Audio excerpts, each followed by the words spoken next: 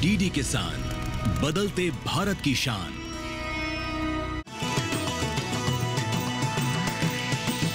DD किसान, बदलते भारत की शान।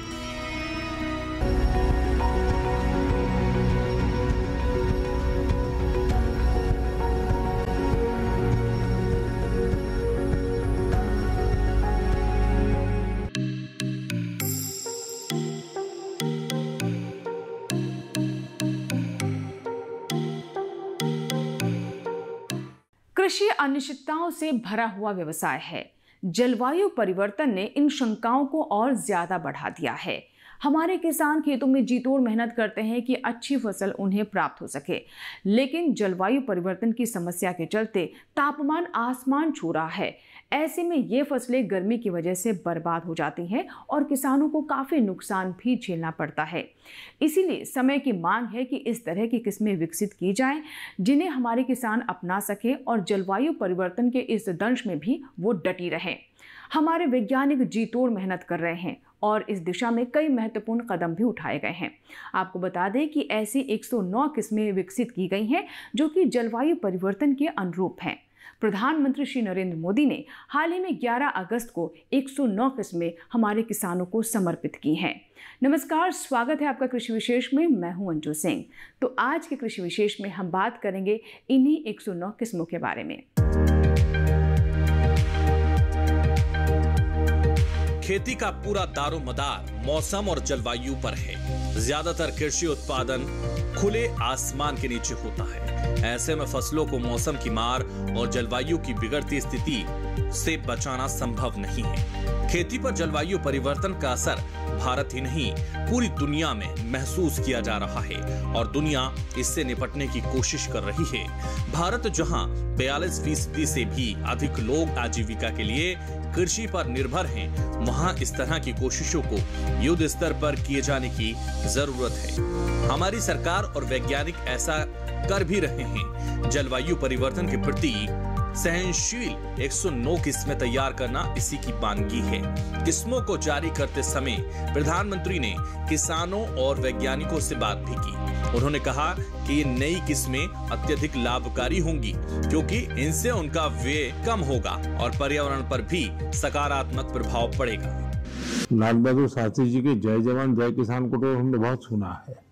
अटल जी ने उसमें जय विज्ञान भी जोड़ दिया था, लेकिन आज का युग बदल गया है। इसलिए मैंने तो कहा भाई जय जवान जय किसान जय विज्ञान और सबसे महत्वपूर्ण जय अनुसंधान। और जब मैं बाजरे के खेतों में आपका जो वर्णन सुन रहा हूँ, ये इतने सारे नए बीज वैरायटी देख रहा हूँ, तो मुझे लगता है ये मंत्र सच्चे अर्थ में धरती पर उतरा है, ये खेतों में गूंज रहा है।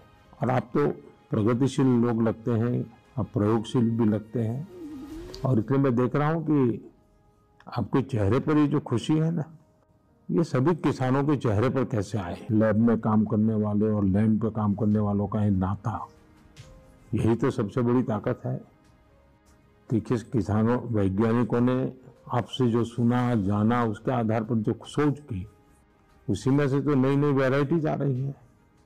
और आपके चेहरे से लग रहा है आपको तो बहुत अच्छा लगता होगा।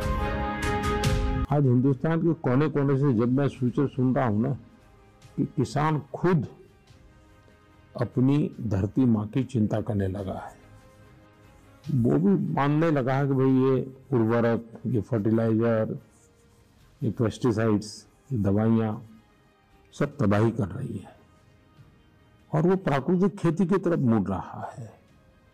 और मैं देख रहा हूँ जब किसानों ने प्राकृतिक खेती की कमान संभाल ली है तो परिणाम बहुत बड़ा आएगा। मैंने तो पहले ही कहा था भाई तीसरे टर्म में मैं 3 गुना रफ्तार से काम करूंगा, और यही तो 3 गुना रफ्तार है जब आज करीब करीब 109 वैरायटीज किसानों के चरणों में रखते हुए किसको आनंद नहीं होगा। प्रधानमंत्री ने मोटे अनाजों के महत्व पर चर्चा की और कृषि विज्ञान केंद्रों को सुझाव दिया कि वो नई किस्मों के लाभों के बारे में हर महीने किसानों को जानकारी देते रहें। इससे किसानों के बीच किस्मों के बारे में जागरूकता बढ़ेगी। और इस दौरान कृषि और किसान कल्याण मंत्री ने भी मीडिया को संबोधित किया। मित्रों, आज का दिन किसानों के लिए और भारतीय कृषि के लिए एक ऐतिहासिक दिन है। प्रधानमंत्री जी ने हमें निर्देश दिया था कृषि एवं किसान कल्याण विभाग को कि किसानों की आमदनी बढ़ाने के लिए, क्योंकि प्रधानमंत्री श्रीमान नरेंद्र मोदी जी का संकल्प है किसानों की आय बढ़ाना, उत्पादन बढ़ाना, लागत घटाना, और जो कृषि उत्पाद मिले वो ऐसे मिले जनता को जो पोषण युक्त हो, मानव शरीर को भी स्वस्थ रखें। इसलिए उन्होंने निर्देश दिया था कि अलग अलग फसलों की ऐसी किस्में तैयार करें, ऐसी किस्मों के बीज शोध करके, रिसर्च करके साइंटिस्ट, जो जलवायु अनुकूल हो, प्रतिकूल मौसम में भी जो अच्छी उपज दे सके, क्योंकि क्लाइमेट चेंज के खतरों से भी अपनी फसलों को बचाना है, किसानों को बचाना है, जो पोषण से भरपूर हो, बायोफोर्टिफाइड हो, और जिनमें रोगों से लड़ने की क्षमता हो। कई जैविक अजैविक अटैक होते हैं वायरस के, उससे भी फसलें कैसे बचें ताकि उत्पादन बढ़ सके, उत्पादन की लागत भी घट सके और जनता को पोषण युक्त आहार मतलब अनाज, फल, सब्जियां मिल सके। और प्रधानमंत्री जी के निर्देश पर, उन्हीं के नेतृत्व में मैं भारतीय कृषि अनुसंधान परिषद को बधाई देना चाहूँगा। हमारे वैज्ञानिकों ने अद्भुत काम किया और 65 फसलों की 109 प्रजातियों के बीज तैयार किए। ये बीज, जैसे बाजरे का एक बीज विकसित किया, आमतौर पर बाजरा 110 दिन में आता है, लेकिन 70 दिन में ही फसल आ जाएगी। कम पानी में भी और ज्यादा बरसात भी हो गई तो पहले ही कट जाएगी। जैसे धान की किस्म तैयार की जिसमें पानी 30% कम लगेगा, सीधी बिजाई से, मतलब सीधे बो देंगे, रोपा नहीं लगाएंगे, और उसमें जो खरपतवार आएगी वो नीदानाशक से समाप्त हो जाएगी। कम पानी लगेगा तो मजदूरी भी कम लगेगी, पैसा भी बचेगा। बागवानी की, आम की ऐसी किस्में तैयार की जो जल्दी खराब नहीं होगी, दिखने में भी सुंदर हो, कलर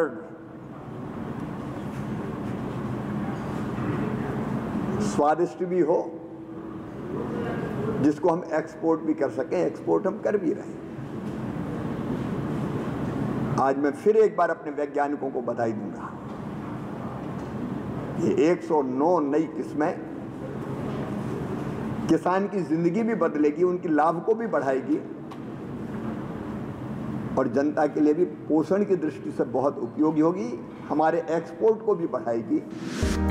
जलवायु परिवर्तन से मौसम के पैटर्न में बदलाव हो रहा है। सूखा और बाढ़ पहले की तुलना में ज्यादा जल्दी आ रहे हैं और इनकी तीव्रता भी बढ़ रही है।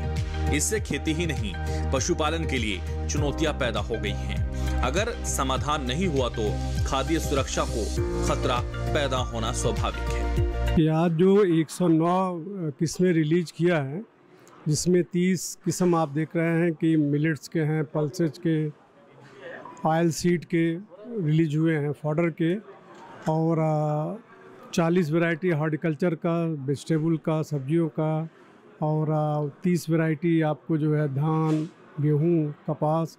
इनका उद्देश्य यही है कि जो जलवायु परिवर्तन हो रहा है उसमें किसानों को ज़्यादा से ज़्यादा कम समय में ज़्यादा उत्पादन हो और ज़्यादा प्रॉफिट हो, उसको देखते हुए यह तैयार किया गया है।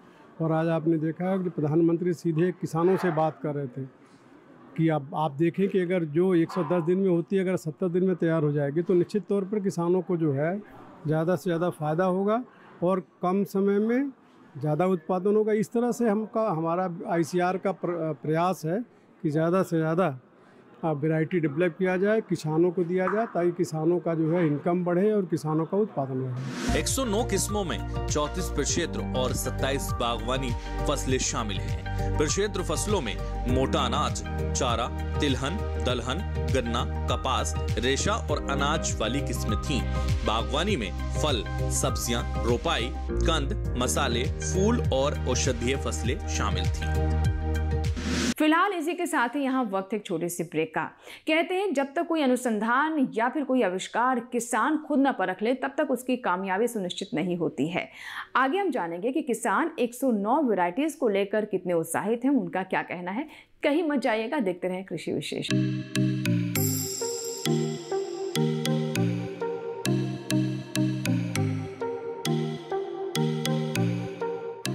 IPL बायोलॉजिकल्स फसल को कीड़ों, रोग, दीमक सबसे बचाएगा, बिना आपको ये आपके खेत को नुकसान पहुंचाए। तो अपना आज अच्छा हुआ ना, और साथ ही साथ ये मिट्टी और फसल के स्वास्थ्य का ध्यान भी रखिएगा, यानी अपनों का कल भी अच्छा। मतलब T20 और टेस्ट मैच दोनों में जी। बिल्कुल, IPL बायोलॉजिकल्स यूज करें अपने आज और अपनों के कल के लिए।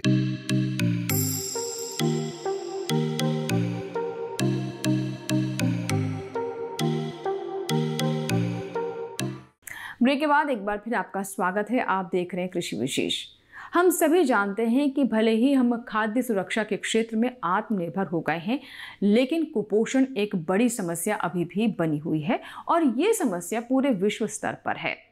जिन 109 वैरायटीज़ के बारे में हम आपको बता रहे हैं वो ऐसी किस्में हैं जो कि बायोफोर्टिफाइड हैं, यानी इनमें पोषण की मात्रा ज़्यादा है और इससे कुपोषण की समस्या से निपटने में भी मदद मिलेगी। कोस कोस पर बदले पानी, 4 कोस पर वाणी। भारत के बारे में ये मिसाल सदियों से चली आ रही है। इसका मतलब हुआ कि हमारा देश अलग अलग रीति रिवाजों और अलग अलग आबोहवा का संगम है। विशेषज्ञों ने भारत में 15 कृषि जलवायु की पहचान की है। इसी के आधार पर देश को 15 कृषि जलवायु क्षेत्रों में परिभाषित किया है। इन क्षेत्रों के लिए अलग अलग फसलों की अलग अलग किस्में काम करती हैं। मिसाल के तौर पर चावल की जो किस्म पूर्वी क्षेत्र में अच्छी उपज दे रही हो, जरूरी नहीं कि वो उत्तरी क्षेत्र में भी उतनी ही पैदावार दे। इसके अलावा अलग अलग जलवायु क्षेत्रों में फसलों के जोखिम भी अलग अलग हैं। 109 किस्मों के विकास में हमारे वैज्ञानिकों ने हर कृषि जलवायु क्षेत्र की जरूरतों का ख्याल रखा है। देश के पूर्वी हिस्सों में जलभराव की समस्या है, जबकि तटवर्ती इलाके लवणता और बाढ़ की चुनौतियों का सामना कर रहे हैं। वहीं कुछ जगहों पर पानी की कमी है। इस तरह के जोखिमों का सबसे ज्यादा असर धान और गेहूं जैसी महत्वपूर्ण फसलों पर पड़ता है। हम सभी जानते हैं कि ये दोनों फसलें देश ही नहीं दुनिया की भी खाद्य सुरक्षा के लिए महत्वपूर्ण हैं। बहरहाल 109 किस्मों की टोकरी में धान की 9 प्रजातियां शामिल हैं। इसी तरह मक्का की जलवायु अनुकूल किस्में जल भराव के दबावों को कम करने में मदद करेंगी। धान की फसल को बहुत ज्यादा पानी की जरूरत होती है। ऐसे में सीधी बिजाई पर खासा ध्यान दिया जा रहा है। 2 खास किस्में सीधी बिजाई के लिए तैयार हुई हैं। उत्तर पश्चिमी भारत के क्षेत्र में धान की खेती बड़े पैमाने पर की जाती है, लेकिन निरंतर जल स्तर घटने के कारण धान की खेती की समस्या एक चुनौती होती जा रही है। इसके लिए सीधी बिजाई तकनीक है, जिसके माध्यम से हम जल का बचाव कर सकते हैं। लगभग एक्सपेरिमेंट बताते हैं कि 30% का पानी का बचत हम सीधी बिजाई की खेती करके कर सकते हैं। लेकिन सीधी बिजाई की खेती करने में सबसे जो बड़ी समस्या होती है वो खरपतवारों की होती है। इसके लिए भारतीय कृषि अनुसंधान संस्थान ने 2 प्रजातियां, जिनका नाम है पूसा बासमती 1989 और पूसा बासमती 1985 को विकसित किया है, जिसके खेती करने से अगर किसान जो खरपतवार नियंत्रक दवा है उसको छिड़केंगे तो फसल पे कोई नुकसान नहीं होगा। हालांकि खरपतवार तो मर जाएगा, लेकिन फसल पे कोई प्रभाव नहीं होगा। 109 किस्मों में अनाज की 23 प्रजातियां हैं, जिनमें चावल की 9, गेहूं की 2, मक्का की 6, जौ, बाजरा, ज्वार, रागी और सांवा की 1-1 किस्म है। इसी तरह चारे की 7 और गन्ने की 4 किस्में हैं। रेशे वाली फसलों में कपास की 5 और जूट की 1 किस्म है। दलहन की 11 प्रजातियां हैं। जिनमें मसूर की 3, अरहर, चना और मूंग की 2-2, जबकि मटर और फवाबीन की 1-1 किस्म है। फसल विज्ञान विभाग के लिए एक बहुत ही महत्वपूर्ण दिन रहा, क्योंकि इस दिन अलग अलग फसलों की 69 किस्में देश को प्रधानमंत्री जी द्वारा समर्पित की गई। इन किस्मों में मुख्यतः धान की किस्में, गेहूं की किस्में, कपास की किस्में, मक्का की किस्में और दलहन तथा तिलहन के अलावा मिलेट्स और श्री अन्न की किस्में भी जारी की गई। सबसे महत्वपूर्ण इसके लिए एक और विषय था कि पोटेंशियल क्रॉप्स की 11 वैरायटी जो थी वो प्रधानमंत्री जी ने देश को समर्पित की। मैं इन किस्मों के बारे में थोड़ा सा बताना चाहता हूँ कि धान की किस्मों में मुख्यतः क्लाइमेट रेजिलिएंट वैरायटीज़ हमने देश को समर्पित की। उनमें की जो सॉल्ट टॉलरेंस और सबमर्जेंस टॉलरेंस के लिए वैरायटीज़ तैयार की गई, और इसके अलावा 3 वैरायटीज़ ऐसी थी जो कि लो फास्फोरस में भी ग्रो की जा सकती है। आप सबको पता है कि फास्फोरस की कमी हमारे देश में कई जगह पाई जाती है, इसलिए इन वैरायटीज़ को अगर हम कम फास्फोरस की मिट्टी में भी लगाएंगे तो भी ये अच्छा उत्पादन देगी। इसी तरह गेहूं की किस्में 2 किस्में जो हमने जारी की, इसमें सबसे इम्पॉर्टेंट तो थी कि बायोफोर्टिफाइड दोनों ही किस्में थी, और एक किस्म में तो 11 से 12% तक प्रोटीन थी, और इस प्रोटीन को के साथ साथ इस किस्म की यील्ड जो है वो भी बहुत अच्छी है। दूसरी किस्म जो थी वो एक हमने ड्यूरम व्हीट की तैयार की और देश को समर्पित की। फलदार किस्मों में आम की 3, अमरूद की 2, अनार और बेल पत्थर की 1-1 प्रजाति तैयार की गई है। सब्जियों में टमाटर की 2, इंडियन बीन की 2, लौकी और भिंडी की 1-1 किस्म है। मसालों की 6 किस्मों में जायफल, छोटी इलायची, सौंफ, अजवाइन और अदरक की प्रजातियां हैं। फूलों की 5 किस्मों में गेंदा, रजनीगंधा, ग्लैडियोलस और क्रोसेंडा हैं।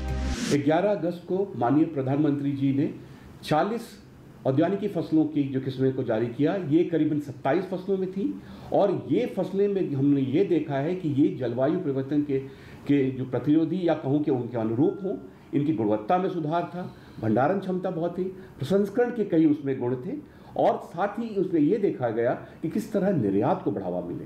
और यहाँ करने के लिए हम लोगों ने आम में जैसे अब जो नई किस्में आ रही हैं, जो सेकंड जनरेशन है, ये एक्सपोर्ट को देखते हुए बनाई गई है, जिसकी आभा जो है लाल आभा ऊपर सतह पे हो, साथ ही खट्टा मीठा स्वाद हो, इनकी भंडारण क्षमता अच्छी हो, और ये भी देखा है कि ये लंबे समय तक टिका रहे। जिसे 10 से 14 दिन अगर टिका रहता है तो विदेशी बाजार में बहुत ही अच्छा कीमत होगा। साथ ही हम लोगों ने अमरूद में लाल गुदे वाली किस्मों को बनाया है, जो ये जारी होने से प्रसंस्करण को बहुत ज़्यादा बढ़ावा मिलेगा और किसानों को बहुत अच्छा मुनाफा मिलेगा, और इसमें कीट अवरोधी, फल मक्खी अवरोधी, ये सारे गुण भी हैं। इसी तरह रोपड़ फसलों में नारियल में 2 ऐसे किस्में हम लोगों ने जारी किया जो नारियल पानी के बनाने की हो और साथ ही गिरी बनाने की, बहुत अच्छा रिकवरी परसेंटेज है उसमें। और काजू में तो हम लोगों ने बहुत ही बढ़िया किस्म दिया है, जिसमें 10 से 12 ग्राम के दाने बनते हैं, और ये विश्व बाजार में बहुत ही बढ़िया कीमत देगा। साथ ही मसालों में इस बार हम लोगों ने छोटी इलायची, सौंफ, जीरा इत्यादि में किस्में दी हैं, जो इसमें ऑयल कंटेंट बहुत ज़्यादा है। जैसे कि आप जानते हैं कि जो इंडस्ट्री जो है एसेंशियल ऑयल से एक्सट्रैक्ट करती है, जो हमारे विदेशी बाजार में बहुत अच्छा कीमत देती हैं, और इनको भी देखते हुए इन किस्मों को देखा गया है कि जो शुष्क भूमि हो, मरुभूमि हो, वहाँ भी पैदा किया जा सकता है, और इससे किसान को बहुत ज़्यादा लागत नहीं लगानी पड़ती, जिससे कि लागत कम घटे और उत्पादन में कोई कमी न हो। धान की 9 किस्मों में सीआर धान 416 बहुत महत्वपूर्ण है। वैज्ञानिकों का कहना है कि इस पर भूरा धब्बा, ग्रीवा ब्लास्ट, शीत सड़न, धान टंगरो और ग्लूम मलिन किरण जैसी बीमारियों का असर नहीं होगा। इसके अलावा भूरा पादप फुदका, टिड्डी और तना भेदक कीट भी इसको नुकसान नहीं पहुंचा पाएंगे। इसे पश्चिम बंगाल, गुजरात और महाराष्ट्र के किसान उगा सकते हैं। पूसा गेहूं शरबती यानी HI 1665 में ताप और सूखे को सहन करने की क्षमता है। साथ ही ये पत्ती और तना रतुआ की प्रतिरोधी भी है। इसकी खेती मध्य प्रदेश, महाराष्ट्र, कर्नाटक और तमिलनाडु के मैदानी इलाकों में की जा सकती है। इसी के साथ ही यहाँ वक्त हुआ एक छोटे से ब्रेक का। ब्रेक के बाद भी कृषि विशेष जारी रहेगा, कहीं मत जाइएगा, देखते रहे कृषि विशेष।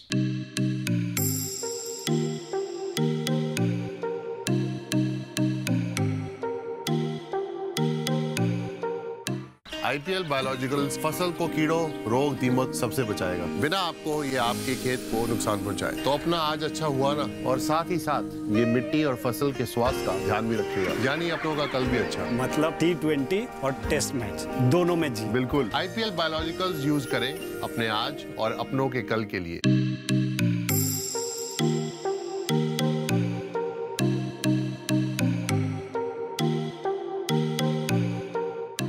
ब्रेक के बाद एक बार फिर आपका स्वागत है। आप देख रहे हैं कृषि विशेष।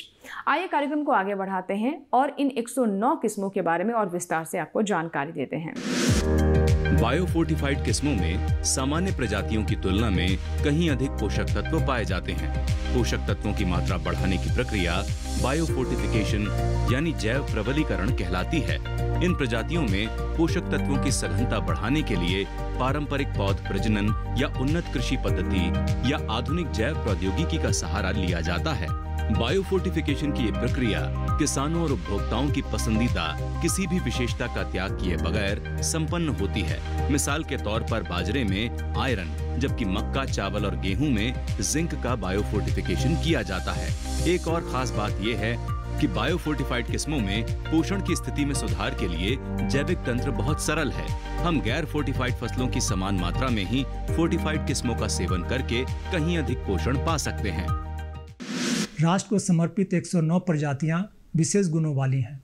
इसमें विशेषकर वो प्रजातियां जो जलवायु तन्यक हैं, जिससे किसान भाई जलवायु परिवर्तन के लिए अनुकूलन के लिए अच्छे से इन किस्मों का इस्तेमाल कर सकेंगे और उनका समाधान प्राप्त कर सकेंगे। उसी तरह से बायोफोर्टिफाइड किस्में पौष्टिकता बढ़ाने के लिए उपयोगी होंगे। मुझे विश्वास है कि किसान भाई इन किस्मों को अपनाकर अच्छी पैदावार और अच्छी आमदनी प्राप्त कर सकेंगे। हर तरफ से प्रयास किया जा रहा है कि इन प्रजातियों के बीज बड़े पैमाने पर तैयार की जाएं, ताकि किसान भाइयों को सही समय पर और सही दाम पर प्राप्त हो सके। किस्मों को बायोफोर्टिफाइड करने के पीछे कुपोषण सबसे बड़ा कारण है। पूरी दुनिया कुपोषण की शिकार है। भारत में भी ये समस्या गंभीर हो चली है। आधुनिक जीवन शैली और जंक फूड जैसी आदतों ने इंसानों के शरीर में पोषण की समस्याएं उत्पन्न कर दी हैं। खास तौर से बच्चों और महिलाओं में ये समस्या और भी गंभीर है। विश्व स्वास्थ्य संगठन का कहना है कि आयरन बायोफोर्टिफाइड बाजरे ने भारत के स्कूली बच्चों में आयरन की कमी को दूर किया है। इस तरह हम कह सकते हैं कि बायोफोर्टिफाइड किस्में किसानों और उपभोक्ताओं दोनों के लिए बेहतर हैं।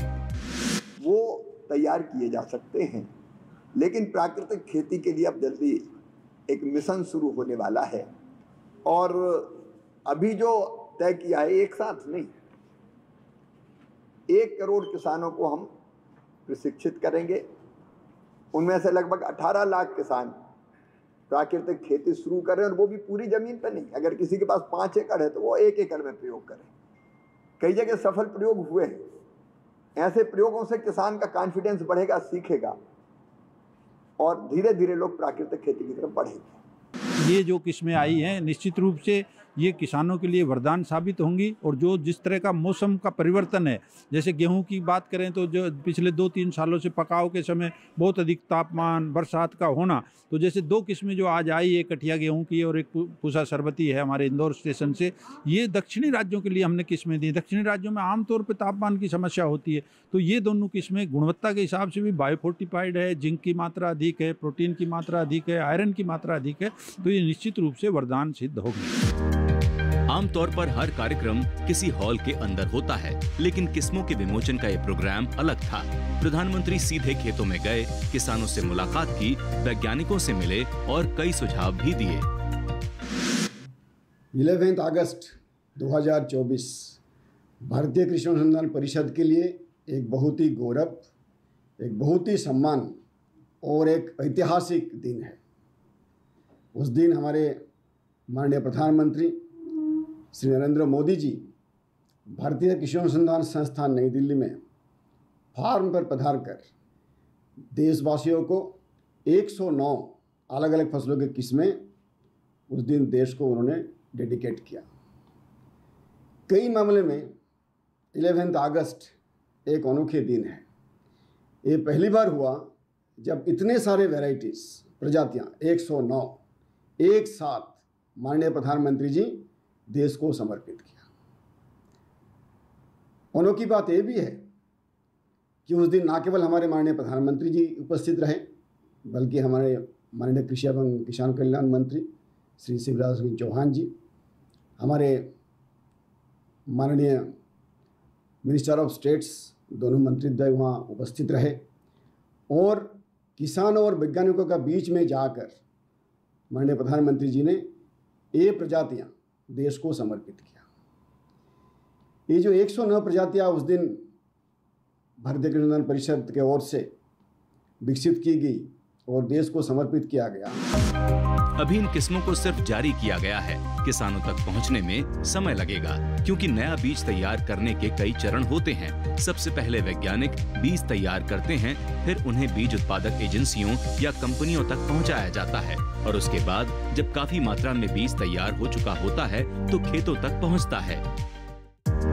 केंद्र सरकार भारत को कुपोषण मुक्त बनाने की कोशिश कर रही है। इसके लिए मिड डे मील और आंगनबाड़ी जैसे कार्यक्रमों का भी सहारा लिया जा रहा है। ये 109 किस्में इस दिशा में सकारात्मक कदम हैं। कोई किस्म कितनी बेहतर है, उसे मापने का एक पैमाना ये भी है कि वो कितनी उपज दे रही है और कितने समय में पक रही है। नई किस्मों में ये दोनों ही गुण हैं। ये न सिर्फ ज्यादा पैदावार देंगी, बल्कि कम समय में कटाई के लिए तैयार भी होंगी। किस्मों को जारी करने के दौरान कई प्रगतिशील किसानों को भी पूसा में बुलाया गया। इसके अलावा 10,000 से भी अधिक अन्नदाता वीडियो कॉन्फ्रेंसिंग के माध्यम से इसका हिस्सा बने। धान की सीधी बिजाई वाली किस्में किसानों के बीच पहले से ही लोकप्रिय हो चुकी हैं। खास तौर से पंजाब, हरियाणा और दिल्ली में ये लगातार पहचान बना रही हैं। बहुत से किसान पहले से ही इनकी खेती कर रहे हैं। प्रधानमंत्री चाहते हैं कि ये किस्में जल्द से जल्द किसानों तक पहुंचें। किसान उत्पादक संगठन यानी FPO इस दिशा में महत्वपूर्ण भूमिका निभा सकते हैं। हितेश चौधरी और प्रिंसी यादव FPO से जुड़ी हैं। वो भी इन किस्मों को लेकर खासी उत्सुक हैं। आज जैसा कि पूसा में हम लोग आए हुए हैं, ICR में श्री नरेंद्र मोदी जी हमारे देश के माननीय प्रधानमंत्री जी शामिल हुए और इसी के साथ शिवराज चौहान जी जो कि हमारे एग्रीकल्चर मिनिस्टर हैं वो भी आए हुए थे। बहुत अच्छा लगा सभी किसानों को उनसे मिलके, क्योंकि जो 109 नई किस्मों का लॉन्च हुआ है उससे किसानों को बहुत हद तक फायदा होने वाला है। किसी भी किस्म को तैयार करने में लंबा समय लगता है, लेकिन जिस तरह हमारे वैज्ञानिकों ने 100 दिनों के भीतर 100 से अधिक किस्में तैयार कर दिखाई हैं, वो भी अपने आप में एक रिकॉर्ड कहा जाएगा। वाकई में कहते हैं जहां चाह वहां राह, यानी कृषि के क्षेत्र में भले ही तमाम चुनौतियां हैं, लेकिन उनसे निपटने की लगातार कोशिश भी की जा रही है और जिसमें हम कामयाब भी हो रहे हैं। उन्हीं कोशिशों में से एक है फसलों की 109 ऐसी किस्में जिनके बारे में हमने आज आपको जानकारी दी। हमें पूरी उम्मीद है कि हमारे किसान इन किस्मों को ज़रूर अपनाएंगे और इनके लाभ भी देख पाएंगे। उम्मीद करते हैं कि आज का कृषि विशेष आपको ज़रूर पसंद आया होगा। अगर आपके कोई सुझाव है, कोई फीडबैक है तो आप हमें ईमेल कर सकते हैं, पत्र भी लिख सकते हैं। हमारा ईमेल ID है ddkrishivishesh@gmail.com। पत्र लिखने के लिए हमारा पता नोट कर लें। हमारा पता है कृषि विशेष, कमरा number 59A, CPC, Doordarshan, Khelgaon, नई दिल्ली 110049। कृषि विशेष आपका अपना कार्यक्रम है। आपके ईमेल्स, आपके पत्रों का हम इंतजार रहता है। आपके सुझाव हमें कार्यक्रम को और बेहतर करने में मदद करते हैं। अगर आप चाहते हैं कि किसी और विषय पर भी हम कृषि विशेष लेकर आएँ तो इसकी जानकारी भी आप हमें ईमेल कर या पत्र लिखकर ज़रूर दें। हम आपकी राय को कार्यक्रम में शामिल करेंगे। कृषि विशेष के एक नए अंक में एक नए विषय के साथ फिर होगी आपसे मुलाकात।